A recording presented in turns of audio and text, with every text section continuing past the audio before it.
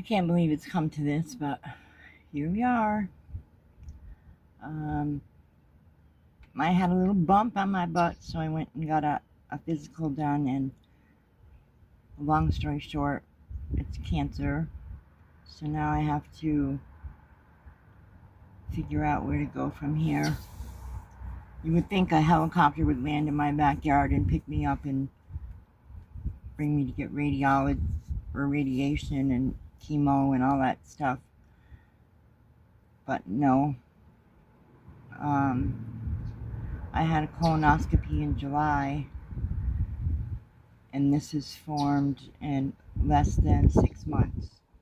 About 6 months. And about 5 centimeters and growing. So I had my physical about 2 weeks ago and biopsy a week ago. It was confirmed. So I guess there's it's a high percentage that the chemo and the radiation will knock this right out, which of course is what I'm hoping for. I feel like my mind is cramped. I wake up every morning and it feels like Groundhog Day. Yes, and it's the same situation. You know, I wanted to go to New York and spend time with my grandkids, and this is just killing me. But,